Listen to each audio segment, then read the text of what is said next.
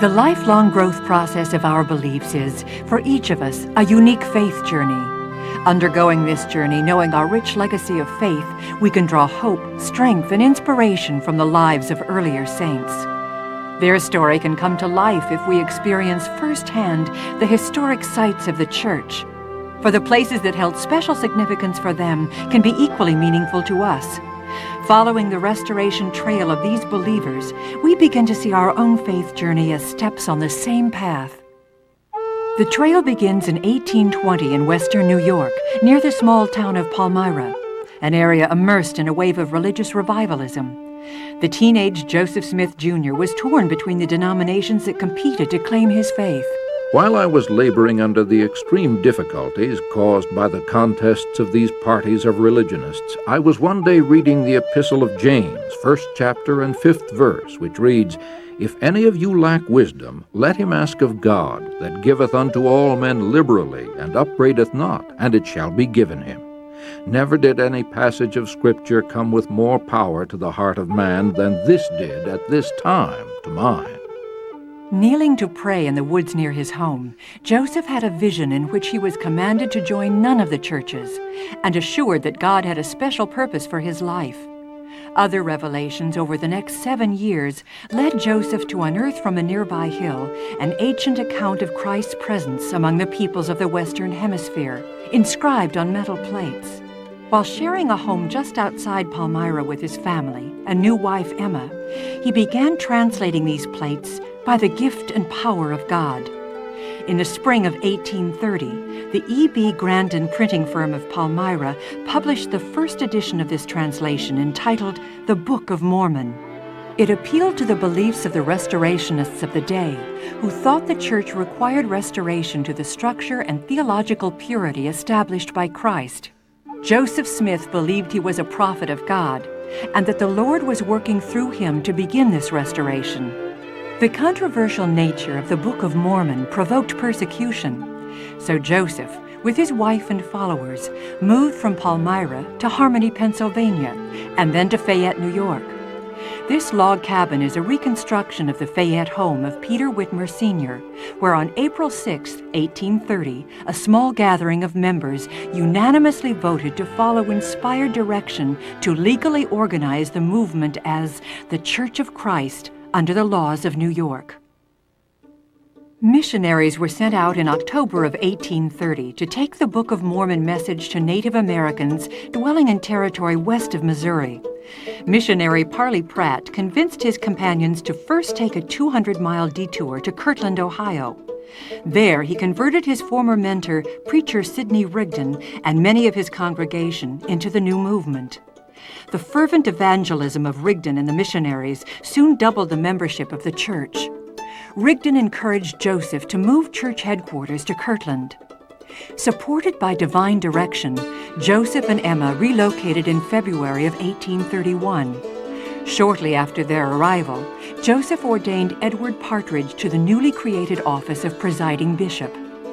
In June of 1831, Joseph and Sidney Rigdon, along with several other pairs of elders, were instructed to journey to Missouri. The teams met in the frontier town of Independence in July. There, Joseph received a revelation that named Independence the center place of Zion and designated the site for a temple. Though they did not yet own the land, the saints dedicated the temple site on August 3rd. The elders departed 6 days later, leaving Edward Partridge to represent them in Missouri. Over the next 18 months, he bought almost 2,000 acres of Jackson County land. One of his purchases was the 63-acre plot upon which the temple was to stand, bought in December of 1831 from Jones H. Flournoy for $130. Flournoy's home, which stands today in the Restoration Heritage Plaza, is believed to be where Joseph Smith and Edward Partridge negotiated with Flournoy for the purchase of the temple property. Since Partridge was occupied with church business in Independence, Newell Whitney was ordained bishop in Kirtland. He provided Joseph and Emma with an apartment above his Kirtland store. There, in November of 1832, their first surviving son was born. They named this child Joseph Smith III. In the months that followed, Joseph received instruction to build a house of God in Kirtland. The impoverished saints consecrated materials, money, work, talents, and time to the divine task. Stone for the house of the Lord came from a quarry just south of the building, where Joseph acted as foreman. While the Kirtland saints devoted their efforts to building the house of the Lord, the Missouri counterparts were forced to flee Jackson County in 1833, when persecution exploded into violence. Many of the Ohio saints hastened to Missouri to offer their aid. After their return to Kirtland, work on the house of the Lord was resumed with new vigor. A year and a half later, the task of building was complete. Construction had taken nearly 3 years and cost between $40,000 and $70,000 in the currency of the 1830s. On the morning of March 27, 1836, the sanctuary was crowded with hundreds of people. Others filled the foyer and stood outside to listen raptly at the windows. The eagerly anticipated dedication day of the house of the Lord had come. Joseph offered a prayer, including the entreaty, And now, Holy Father, we ask thee that all people who shall enter upon the threshold of the Lord's house may feel thy power, and be constrained to acknowledge that thou hast sanctified it, and that it is thy house, a place of thy holiness. Several of those present related receiving special spiritual gifts, which they felt to be the fulfillment of the promised endowment. The house of the Lord, today more commonly known as the Kirtland Temple, still graces the hilltop. It is a National Historic Landmark that draws an average of 20,000 visitors annually to marvel at the dedication of the 19th century saints. For many today, the temple holds special significance. It's added to my spiritual stature. It's added to my ministerial stature. Like I said, if they come prepared, anyone comes in here prepared to meet the Lord, I think they do. The harmonious blend of many different architectural styles enhances the Kirtland Temple's unique appearance. 2 sets of pulpits were built, one at each end of the building, for the church's 2 priesthoods. The pulpits were carved with initials designating the priesthood offices of those who were to occupy them. Benches in the pew boxes could be shifted to face either set of pulpits. Hand-carved motifs, said to symbolize life and the Creator God, ornament the sanctuary. Wall-supported wraparound staircases lead to the upper meeting hall, which was used for the School of the Apostles. This auditorium features pews with writing surfaces and simpler pulpits. The window beautiful above the Aaronic pulpits is adorned with a Greek anthemian flower on the keystone of its arch. The attic is divided into 5 rooms that were used for classes, meetings, and offices.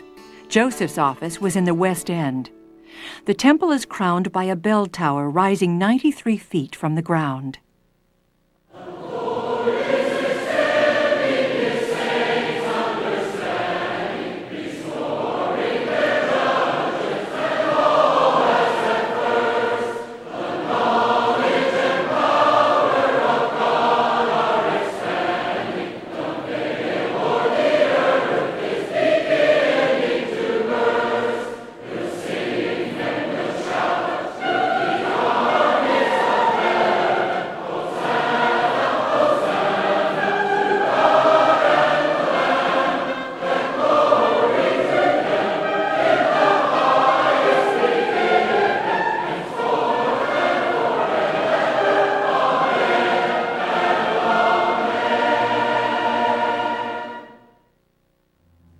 In the months that followed the dedication, the house of the Lord became the center of church activity in Kirtland.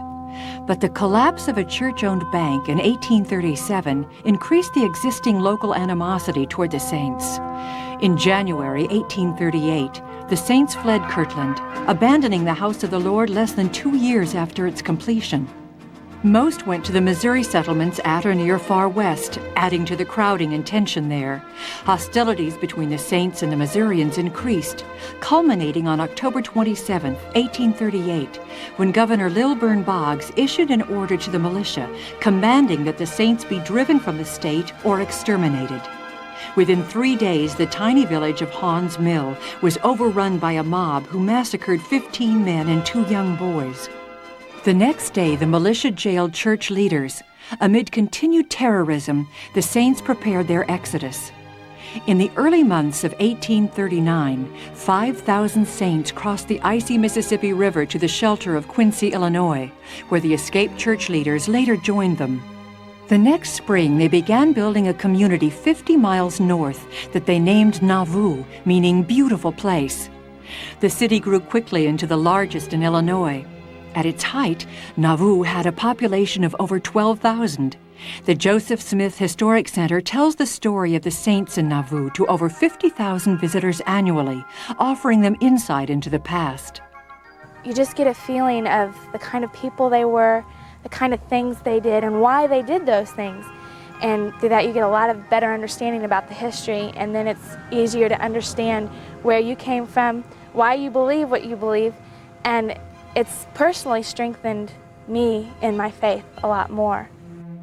In the city of Joseph, church and civic activities centered around the homes and businesses of Joseph Smith, who, as well as being the church's leader, was a military commander, storekeeper, mayor, and land agent. The first Smith residence, a 2-story log house known as the Homestead, was the family home from 1839 to 1843. Joseph added a large living room to the north side in 1840. Those who traveled to Nauvoo often sought shelter in the home of the prophet, adding to the already cramped living conditions of the family. To ease the crowding, they moved across the street into the newly built mansion house in the summer of 1843. The mansion house was the social center of Nauvoo. The parlor and Joseph's study were visited by church leaders and other dignitaries. Nearby is a reconstruction of Joseph's red brick store, built on the store's original site. Joseph opened the general store in January of 1842. On the eve of the successful opening day, he wrote to a friend, "The store has been filled to overflowing, and I have stood behind the counter all day, dealing out goods as steady as any clerk you ever saw." Modern visitors to the store can purchase items like those sold when Joseph was the proprietor. The upper story housed the administration of the church. Joseph's office and a meeting room were used for many church and civic functions. The assembly room is traditionally believed to be one of the sites where Joseph designated his son, Joseph III, as his prophetic successor. Construction of the Riverside Nauvoo House began in 1841. Joseph envisioned it as a 3-story hotel with room enough to accommodate dozens of visitors. Though the original building was never completed, the existing materials were used to build a smaller structure on the southwest corner of the original foundation in the early 1880s. Today, this structure is used to house church and community groups. On April 6, 1841, construction of the Nauvoo Temple was begun on a bluff overlooking the city. For a time, the ornate, magnificent temple was the crowning jewel of Nauvoo. It housed new rituals believed by some to be essential for the salvation of the living and the dead. As the prosperity and influence of the church and its leaders reached its height, those who opposed the church grew increasingly wary of its power. The press of a dissident newspaper, the Nauvoo Expositor, was destroyed June 10, 1844, by order of the city council at the urging of Mayor Joseph Smith. 2 weeks later, Joseph and his brother Hiram, the church's patriarch, were arrested in connection with the Expositor riot and taken 18 miles southeast to Carthage, Illinois, to be tried. On the morning of June 27th, Joseph wrote to his wife from the Carthage jail, "Dear Emma, I am very much resigned to my lot, knowing I am justified and have done the best that could be done. Give my love to the children and all my friends, and all who inquire after me. May God bless you all. Amen." A few hours later, Joseph and Hiram Smith were killed by a mob attacking the jail. News of the deaths shocked the church. The bodies were returned to Nauvoo and laid in state at the mansion house, then given a hidden burial to protect the graves from desecration. In 1928, the remains of Joseph and Hiram were located and reinterred in the Smith family cemetery. 24 members and friends of the Smith family are buried in this tranquil garden bordered by the Mississippi River. The death of the prophet precipitated a leadership crisis. He had designated his eldest son, Joseph III, to be his successor. But young Joseph was only 11 years old at the time of his father's murder, too young to guide the church. the saints split into many factions, scattering to follow several church officers asserting claims of succession. By 1847, Nauvoo's population, once larger than Chicago's, had dropped to less than 500. In 1848, an arsonist's fire gutted the temple, and a tornado toppled 3 of the stone walls in 1850. The remaining wall was leveled soon thereafter, and the stones erected in later buildings. Today, only portions of the foundation remain to mark its bygone splendor. By the time the temple fell into ruin, the City Beautiful was nearly a ghost town. In the next few years, the restoration trail continued in an area of southern Wisconsin and northern Illinois known as the Cradle of the Reorganization, where a small group of faithful saints rebuilt the church after the tragedy of Nauvoo. Jason Briggs was an elder in charge of branches in Beloit and nearby Waukesha, Wisconsin. His home and barn still stand a few miles northwest of modern-day Beloit. Like many saints, he sought a leader who would preserve the church's original doctrine. Concerned by the competing claims, Briggs sought illumination from the Lord. While pondering in my heart the situation of the church on the 18th day of November 1851, on the prairie about 3 miles northwest of Beloit, Wisconsin, the Spirit of the Lord came upon me. Briggs received counsel to renounce competing leaders and await the Lord's call of the seed, or son, of Joseph Smith to preside over the church. He was commanded to write this revelation to nearby saints. These saints gathered in June of 1852 and commissioned the printing of 2,000 copies of the Revelation as part of a pamphlet entitled A Word of Consolation to the Scattered Saints. In 1856, a copy was taken to Joseph III in Nauvoo. The saints waited 4 more years for the hoped-for day. On April 6, 1860, the conference at Amboy, Illinois, welcomed 27-year-old Joseph Smith III, the seed of Joseph, as he accepted the call of God to take his place as the president prophet of the church. This marker designates the site of that conference where Joseph III first addressed the reorganization as its leader. I came not here of myself, but by the influence of the Spirit. If the same Spirit which prompts my coming prompts also my reception, I am with you. Following the conference, Joseph returned to his home in Nauvoo to preside over the church. The saints had scattered both geographically and theologically in the 16 years since the death of their founding prophet. Church leaders, looking for a way to communicate their newly centralized authority, published the True Latter-day Saints Herald. The Herald was a semi-monthly church magazine founded in January of 1860 in Cincinnati, Ohio, by editor Isaac Sheen. The printing operation was moved to the Henning Block of Plano, Illinois, which still stands today. Joseph III assumed editorial supervision in May of 1865. I am assured that the Herald should be made to answer the ends of its establishment for the perpetuation of our unity. I hope for the cordial support of everyone in the church who can use a pen for the cause of truth. In January of 1866, Joseph's home, and with it church headquarters, moved to Plano. The following year, the Herald Press was used to print Joseph Smith Jr.'s inspired revision of the Bible, which his wife Emma had salvaged from Nauvoo.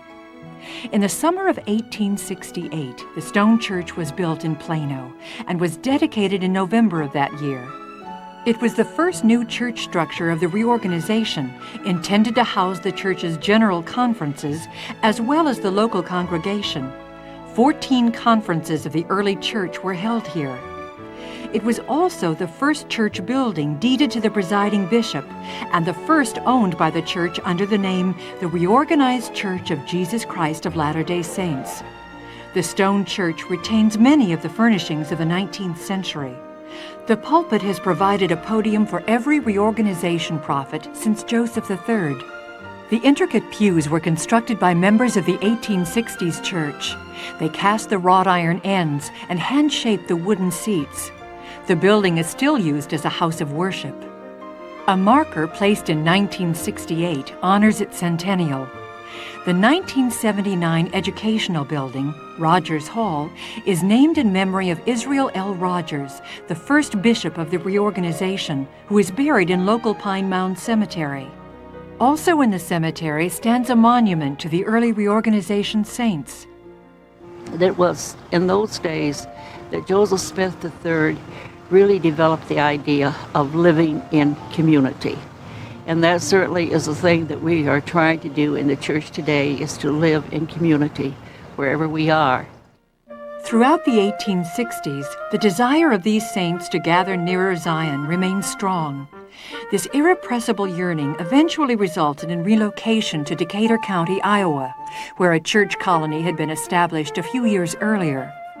The town was named Lamoni after an ancient king in the Book of Mormon. Joseph and the general officers of the church moved to Lamoni in October of 1881, closely following the move of the Herald. The first Lamoni edition was published the next month in a plant constructed by the church, which also provided workspace for the general officers. The Smith family's Lamoni residence soon became known as Liberty Hall. The 18-room Victorian farmhouse was their home for the next 25 years. Joseph III fondly recalled, Liberty Hall throbbed with life, teeming with the bustling activities of a large and growing family. Liberty Hall has been restored to the period when it was home to Joseph III and 3 of his sons, who later became presidents of the church: Frederick Madison, Israel Alexander, and William Wallace.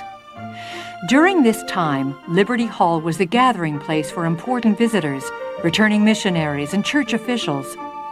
The central hall's stairway features the home's original black walnut banister. East of the hallway is a cozy family sitting room. Joseph's wife, Bertha Madison Smith, had a large solarium-style window built on the south side to house her plant collection. West of the hallway, the parlor welcomed visitors and was the setting for much discussion and decision-making on church concerns. Behind the parlor is Joseph's library, a retreat for study and thought. The kitchen features a pass-through to the dining room, which simplified the task of serving meals to the family and guests. Just west of Liberty Hall is the Spurrier Schoolhouse, where the Smith children received their early education. The 1875 school has been moved to the site and furnished in the period of the young Smith student years. Education became increasingly important to the church in the Lamoni years. In 1895, the church founded Graceland College. The first group of 18 students attended classes in a commercial building in downtown Lamoni. 2 years later, the administration building was completed, and on-campus classes began. Graceland's first graduate, the only member of the class of 1898, was Frederick Madison Smith, who completed a Bachelor of Science degree. Nearly a century later, Graceland College graduates about 150 students annually, with degrees available in 37 different subjects. On January 5, 1907, the Lamoni Church was disheartened by a press room fire that destroyed the Herald plant. But with both church and community support, construction of a new building on the same site started 4 months later. The press was functioning in time to publish the 1908 authorized version of the Book of Mormon. Upon departing from Plano in 1881, some saints had not gone to Lamoni, but instead to Independence, Missouri, joining others who had returned to the center place even earlier. They constructed a small brick church in 1884. In 1888, it was replaced by the stone church, which still serves as a house of worship today. With over 1,500 members, the stone church is the largest congregation of the church. Joseph III moved to Independence in 1906 when he was 74. Age and infirmity were beginning to lessen his stamina. He delegated some of his administrative responsibilities to his son and counselor in the first presidency, Frederick Madison Smith. In 1909, Frederick M. presided at the dedication of the Independence Sanitarium, which was built as a place of refuge and help for the sick and afflicted. Today, as the Independence Regional Health Center, it is a busy 366-bed hospital serving eastern Jackson County. Joseph III died in 1914 after 54 years of presidency. The 1915 General Conference confirmed an earlier revelation designating Frederick M. Smith as successor to the prophetic office. Independence was formally declared the church's headquarters. The downtown Battery Block was purchased in 1920 as a temporary location for church offices and the Herald Press. Construction began in 1926 on the auditorium, a massive building intended to accommodate church offices and the general conferences. The lower portion was completed in time to house the 1927 conference. The Conference of 1930 celebrated the church's centennial in the unfinished chamber.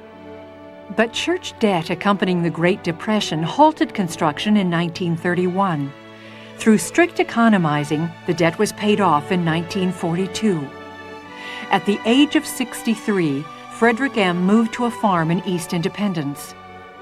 An 1830s-era cottage on the property was repaired and modernized to serve as his retreat. Here, he spent much of his time in study and contemplation. I'm still looking into the future to see the glittering towers of Zion come nearer. It is hope illuminating the goal. The F.M. Smith Study stands today in the Restoration Heritage Plaza, home of the Restoration Trail Foundation. RTF administrates the church's historic site programs, overseeing staff, maintenance, interpretive programs, and raising and allocating contributor donations to preserve and share our heritage. When Frederick M. Smith died in 1946, his brother and counselor, Israel Alexander Smith, was ordained to preside over the church. During the Israel A. administration, a care facility for the elderly, Rest Haven, was opened in 1949. Auditorium construction resumed in 1956, and the conference chamber was finished 2 years later, in time for the ordination of President William Wallace Smith. W. Wallace was half-brother and counselor to Israel A., who was killed in 1958 in an automobile accident. By 1962, the auditorium was completed and dedicated. Throughout its existence, it has housed both church and community functions. The conference chamber seats nearly 6,000.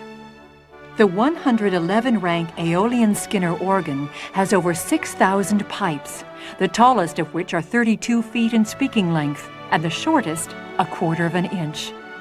In 1965, Herald House, the church's publishing division, moved into this facility south of headquarters. Among its current publications are the Saints Herald magazine, church leadership and educational materials, and the 3 standard scriptures of the church, the Holy Scriptures, the Book of Mormon, and the Doctrine and Covenants. Divine instruction brought to the 1968 World Conference began the fulfillment of the dream envisioned in 1831. The time has come for a start to be made toward building my temple in the center place. It shall stand on a portion of the plot of ground set apart for this purpose many years ago by my servant Joseph Smith, Jr. In 1978, Wallace Bunnell Smith, son of W. Wallace, was ordained to the presidency. The 1984 World Conference received inspired instruction concerning the work of the temple, including its fundamental purpose, the pursuit of peace. In 1990, the conference participants broke ground for the temple. 2 years later, delegates toured the partially finished structure, looking forward to the time when its ministries would begin. A 1992 revelation brought to the church encouraged the saints. Your faith in progressing toward the completion of the temple and independence is pleasing to me. As my servants in the leading quorums and all the church together continue to seek for light and understanding regarding its ministries, my spirit will fill you with joy and guide you into a new comprehension of the call to go into all the world in my name and for the sake of the kingdom. Today, the long-awaited temple is a reality. It is a bridge linking our past history and our future possibilities. We too are a bridge, connecting the saints of preceding generations with those of generations yet to come. As we experience the historic sites that are part of the early saints' legacy to us, we reaffirm our common heritage, and with our own faith journey continue the restoration trail into the future.